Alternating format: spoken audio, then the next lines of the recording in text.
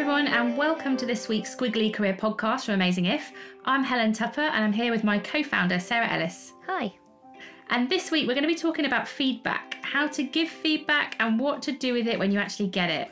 And I think feedback's one of those things that we all know we need, but it can be really difficult to ask for, and it can be really difficult to get feedback that's actually any use. And there are loads of reasons why I think it goes wrong. Maybe you're not confident, maybe you're a bit defensive about the feedback you get, maybe you're not asking for anything specific, so you get kind of this general feedback that doesn't really help you move forward, or maybe the people that give you feedback just aren't very good at giving feedback. So there's lots of things we're going to talk about today, but Sarah, what's your take on feedback and how important it is? It's massively important, and some feedback that I've had has had a really big impact on me personally in terms of being able to improve and enjoy what I do a bit more and help me with all my squiggliness. But I do think it's an area where most people think feedback is really important, and certainly that's what they'll say, but actually the reality isn't great. So certainly most organisations now recognise that feedback needs to be incorporated into everybody's day-to-day jobs, and I think that's becoming quite a well-established point of view that feedback's not just about a once-a-year thing where you ask loads of people what they think of you and no one can really remember. They can remember last week, but they can't remember, last year. I can't remember like 2 days ago, so you can see how that's a slightly flawed system. But I do think there are very few people and companies where they've got feedback really right, because I think it's hard. So it's one of those things where I think it's easily understood, but definitely easier said than done. Hopefully today we'll be able to share a bit of best practice of what we've done that's kind of worked well and actually what hasn't worked quite so well. Yeah, hopefully. And so in terms of how we're going to go through the conversation with everyone today, the first thing we'll do is we'll talk a bit about our experiences, both as people that have received feedback and people that have given feedback, and we both manage teams, so we can talk a little bit about that as well. Then we'll give you some actions that you can take to make it a bit more specific for you, and we'll also point you in the direction of some resources that we think are really helpful if you want to go and look a bit more into this after the podcast. So first of all then, let's talk about some of our own experiences. Sarah, I'm going to let you go first this week. Okay. I think actually feedback is one of those ones where I suspect both of us have got a few models or techniques that we've used that have been quite useful. So I'm going to share my first one, which is a 3S model. Okay. So I was reflecting on the best feedback I've ever received, and it's always been from asking just one short, simple and specific question, and then I've had really high quality responses. So I'll never forget, I was once doing a really big presentation at Sainsbury's to, hundreds of people. And rather than asking my manager afterwards, what did she think, what was good, what was not so good, beforehand, I just said to her, I'd like you to listen to this presentation and I'd like you to give me one idea for how I could improve my presentations to big audiences. Yeah. And that was it. And do you know what? The bit of feedback she gave me wasn't revolutionary, it wasn't something really significant. It was actually that I used the phrase, kind of. Yeah. And, I've talked to you about this before, because then actually I took that feedback and I thought, well, if I use it in presentations, I'd probably also use it when we do training. I'd perhaps use it in one-to-one conversations. And actually, if people repeat those kind of in-between phrases a lot, it can be a bit off-putting, and then you can lose the impact in terms of the content that you're trying to talk through. Another question I used to ask the teams that I was leading was, what was the most useful thing I did to help you in your job in the last month? Hopefully there was always some sort of answer to that question. It's always a dangerous game asking that. Well, now but it was you a very say positive. I'm really thinking there was usually something they could come up with. But what was always fascinating about that was that some of the things that people would say were not necessarily always the things that I thought were going to be the most useful. So sometimes it was just about making time for somebody, and it might have been something you've completely forgotten, or it might be about one email response that you did that took less than 5 minutes. It's really interesting to see what has an impact on people, because then you can think about doing that more. And also think about, are you doing that with everybody in your team? Yeah. How can you spread the love more than just doing things in an ad hoc way? Does that make sense? Yeah, no, it does. And it's made me think, actually, so I work for Microsoft now. Microsoft has a really strong performance management culture. And there are set times when you are supposed to give feedback. We have a process called Connects at Microsoft. But what I have found is that strong performance culture has made me more aware of proactively giving people feedback and not just waiting for that moment, just because it's such a part of Microsoft. And so I find myself now, even if people haven't asked for feedback, I find myself in meetings that I'll just write things down, things that I think people have done really well, things that I think people actually could be better if they did this. And it's not a critique. I just think, wow, if you did this, that you'd land that so much more impactfully. And I think I'm getting better at doing that in the moment with people. So ask for something specific, definitely try and do that. But also as an individual, be an observer. So even if someone isn't proactively asking you, you can still give someone specific feedback. I think you have to ask permission. Yeah. Because I think you have to, that person has to be open to the feedback. Can't just walk around going, say, guys, I've got feedback for you. I've got feedback for you. It's just not going to land very well.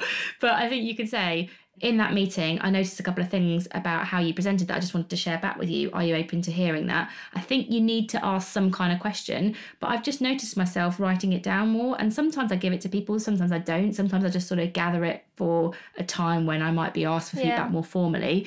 But I find it just tunes you in a little bit more to asking for your feedback for yourself, and also just thinking about other people more in a way to help them grow. Yeah, one of the things actually I used to do, almost the reverse of what you were just describing, is I used to find that if I could encourage the people I was working with to have 5 minutes after a meeting or a presentation to reflect on what we call, this is a model that we actually use for Amazing If, what went well and even better if. So using that, we call it WWWEBI. And I would just say to them, oh, what do you think went really well about that? What's the one thing you do differently, or what would make it even better? And getting that person to tell me first before I then contributed anything. Often they were able to be self-aware enough to come up with the thing that I was going to tell them. And I think it's actually more powerful if somebody's done the thinking for themselves. If they hadn't, then it was quite a nice informal way of getting that conversation going, so that you could just drop in an additional thought, but without overwhelming someone, or without it feeling like maybe you as a leader were then, constantly critiquing or looking over their shoulder. It was just a more of a, how do you think that went kind of conversation. And you can do it in a really informal way.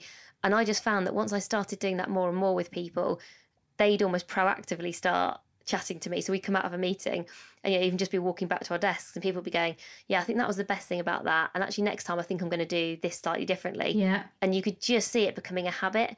And I think that's kind of the key, isn't it, with feedback, is how do you create a culture as an organisation where it just becomes habitual and it's just the way that you work, rather than feeling like it's something that's a big deal or formal or scary. And, you taught me that thing about what works well, even better if. And of all the things we talk about, it's probably been the most useful thing that I've ever learned in feedback. And I've done so many different feedback courses on how you communicate your perspectives and all that kind of stuff. But it is so simple and it is so useful. I use it to give feedback. I use it to get feedback. I do use it to talk to my team outside of a meeting. It doesn't come across as like you've got an agenda that you really want to land this piece of feedback. It doesn't come across like that at all. It's just a really open way. I mean, we talk a lot about growth mindset, and I feel that that actually as a feedback framework is a really, really good growth mindset way of doing it. I massively support that, and I found it so useful since you talked to me about it, which is probably about 5 years ago. I remember us talking about it. So super, super helpful.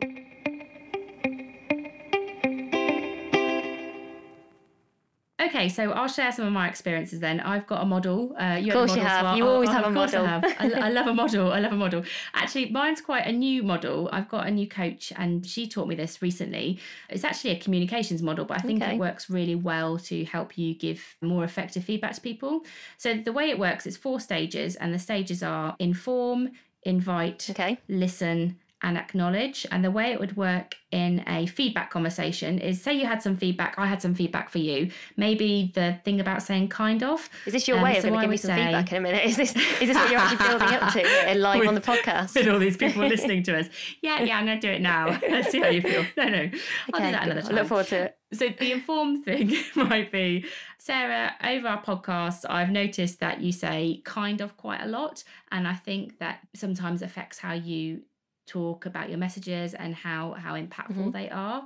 So that's me kind of doing the informing about the feedback. And then I would invite you to say something. So I would say, What do you think about that? Have you got any reflections? When I've sort of given you that invitation, my job then is just to listen. That's the third stage. So I'm just listening, I'm letting you talk. And that there I might kind of say, do you know what, I didn't even know. I wasn't even aware of it. Then I'm going to acknowledge it. So I will say, okay, so you didn't know you were doing it, but do you think that actually it affects how you're communicating your messages? And then you might question at the end of it and say, okay, so what can we do differently together next time? But it's quite a nice framework of like informing, invite, listen, acknowledge, and then question. So I found that quite useful. And I think the reason I found it useful is it means that you don't react and you listen, because I think if you want to give someone feedback, it can sometimes feel a bit awkward to do. Yeah. So knowing you're almost going through this process of, I'm going to say this thing and then I'm going to ask what you think and I'm going to shut up and listen and I'm going to acknowledge your feedback, whether you think it's great or not. And then that's kind of up to them about what they do with that feedback. But as someone giving the feedback, you've done that in a constructive and I think quite a supportive way. Yeah, I think that's a really important point to remember, that you can only give the feedback in the most positive and constructive way possible. You can't necessarily always kind of impact how somebody chooses to respond to it. Yeah. And actually people respond to feedback in so many different ways, and sometimes it's really unexpected. So I think what's nice about that model is it'll keep you kind of quite calm and collected. The other thing I think, as you were going through that, and I was thinking about the kind of example that's been quite useful, is the one thing that really made it real for me is that my manager, who was giving me that feedback, she almost went through that exact process. And one of the things that she did, which made it very meaningful, is she then told me exactly how many times I'd said kind of. So not only did she say you say it quite a lot, she'd obviously noticed it quite early on and then kept a tally. And I was exactly in that scenario of, I didn't really even realise it was an issue. So I might have been slightly dismissive and just thought, well, I appreciate it might impact my gravitas, but I'm not sure how often I say it. When someone then says, oh yes, you said it 19 times or something, it was a lot in not a very long period of time. That really helped me to then acknowledge it and her to say, okay, so almost by having your awareness, that'll probably just help you to cut it out a bit. What else might we do? What else can you do? So that just really helped to have a really constructive conversation. So anything that you can do, I think, when you're giving feedback goes back to that being specific. Try and give examples, but try and give objective examples, I think can be really helpful. I think the other thing is, if you're giving feedback, sometimes people can be defensive. Yeah. And they can debate that. So they might say, oh, well, I didn't know I was saying it that much, or that wasn't my intent, or well, you must have heard it incorrectly. So I think sometimes when you give people facts, they can debate them. But I think someone told me, actually it was my husband who told me when I was talking about feedback with him once, there's lovely conversations that we have, but he said that... So romantic. I know. It's just the way we are. But he told me that in giving feedback that it's really effective to say how it made you feel, because somebody can't debate that. So if I say to you, oh, Sarah, when you phrased that thing to me, it made me feel quite upset, actually, or it made me feel like I wasn't as able to do this, or whatever that feeling is. And sometimes that can land quite impactfully with people when you're trying to help them to change or help them to realise the impact of their actions. So unless you get someone who does that really awful thing of passive aggressive, I'm very sorry you feel like that. That's about how you feel, not about what at that point you go, you're an idiot. There's probably a level of feedback that's beyond this structure. There's no model for that. No, for idiots basically. So let's kind of talk through our experiences. Let's go on to tips and so maybe some specific things that could help people. I think my number one top tip is actually to think about the ratio of positive to negative feedback that you're giving. And negative, probably not even the right word, but kind of more development, even better if style of feedback. I think people really underestimate the amount of positive feedback they think they're giving because they think it in their heads and sometimes forget to actually tell people, whether it's you're writing it to people, talking about it to people. And actually, there's some interesting articles and research on most people need apparently about a 5-to-1 ratio of positive to improvement feedback. And actually, if you think about all the stuff we talk about strengths, focusing on your strengths, using your strengths to get better, you need sort of strengths-based feedback. You need positive feedback, not just generic, oh yeah, you're great, well done. More, I saw you do this today and it was the first time I'd seen it and it was absolutely brilliant. I could just see I could see the impact you had on someone else. And if you just did that I guess, more regularly, that really helps people develop their strengths, develop their confidence. It helps people to work out what they're great at, all the sorts of things that we talk about in terms of why people enjoy their jobs and why people get even better and fulfill their potential. And though there's kind of no right answer, so I think just really considering, how often are you giving feedback, and actually what type of feedback is it? Is it what went well? Is it even better if, even within, a month, you could keep yourself a tally of just going, or in a week, I'm going to put a little tally next to every time I do a bit of positive feedback and every time I do a bit of even better if feedback, how much feedback I'm actually giving people. Am I making it a habit as a leader? And then actually, am I getting that ratio right? Or even just, the point you raised there about, oh, that was great, which I think we all say sometimes, but even if you just try to develop a habit of saying, that was great because, if just add the word because and say something obviously after that. But if you can just get into that habit, that is going to be so much more meaningful to someone than just going, oh, that was great, which just kind of sounds like a bit of a flippant thing, really. It's not meaningful. No one's really going to be able to do anything with that. Whereas just that was great because adds so much more value. Yeah, definitely. And I think that's probably my top tip number 2 is consider if you are leading teams, and actually you don't even need to be leading teams, but think about for yourself, are you role modelling feedback before you can expect other people to do it? So I do think it's one of those things where most people want to get feedback, people want to improve, want to get better. But if you're not, I guess, doing the quid pro quo of also giving that to other people, maybe you can't expect others to do it for you too. And I have found that the harder I work and the more conscious I am of being self-aware for myself, but giving other people feedback, then actually I get much more in return. So it's that kind of make sure you're giving and being, generous in terms of the amount of feedback that you're giving. And then I think you'll find that actually you end up receiving more as well.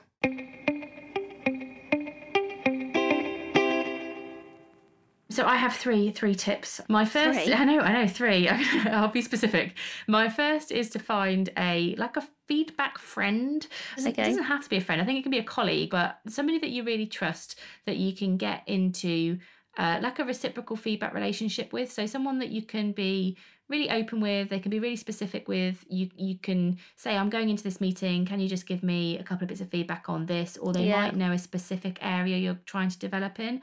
Obviously, you can ask lots of different people about it all the time, but sometimes I think when it's trusted, so with you, for example, we can sometimes shortcut some of the niceties of feedback and just quickly go into, do you know what, you could do it a bit better if you did this, or when you said that, I think it would land, have more impact. And I think if you can find somebody like that at work that you can do that with, it'll be really, really helpful to your feedback process, and you won't have to ask lots of people. I still think it's good to get a diverse set of feedback, but having a feedback friend, super helpful.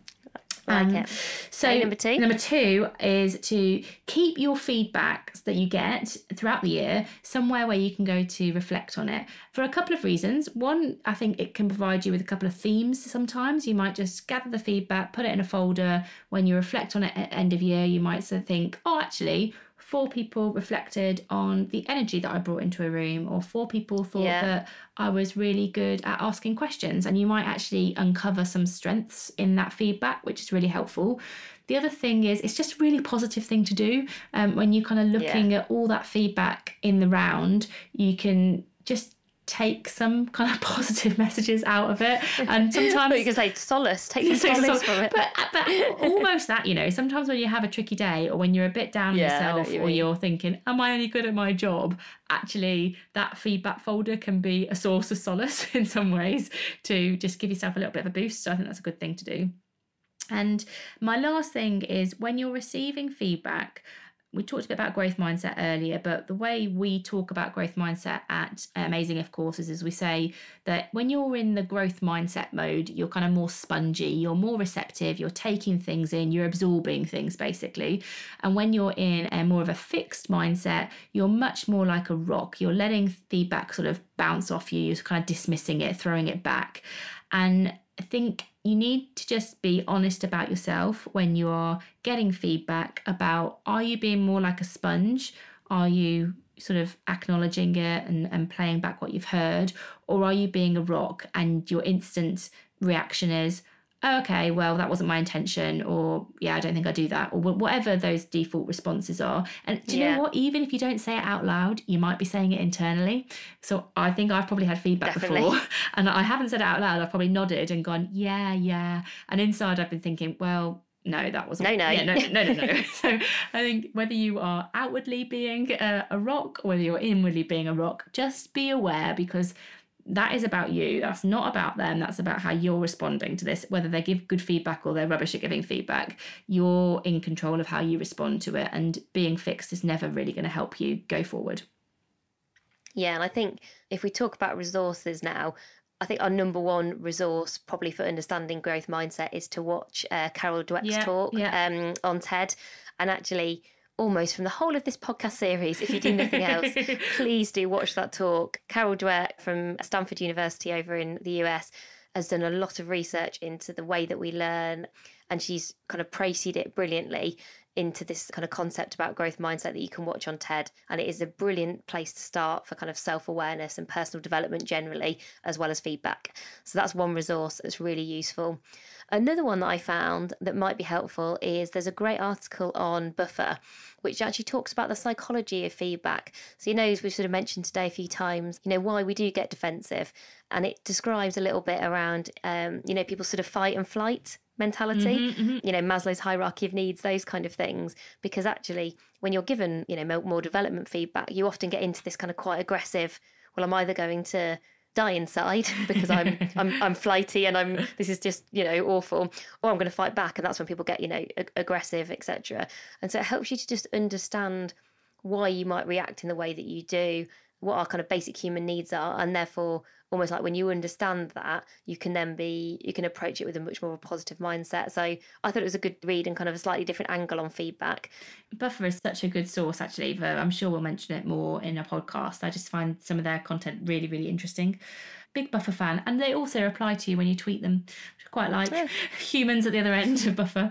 So next week then, what are we going to talk about? We are going to have a chat with you about having difficult conversations at work. Oh, I know. Tough one. So Sarah, for you listeners, Sarah's not a fan of conflict. So this will be an interesting conversation from someone who doesn't like conflict. I also probably put my head in the sand a little bit with difficult conversations. So hopefully we can share something of use to you. What about how rubbish we both are? Maybe. What we've learned not to do is probably next week's episode. So stay in touch with us. We love to hear from you. You can tweet us at amazing_if. You can also follow us on Instagram.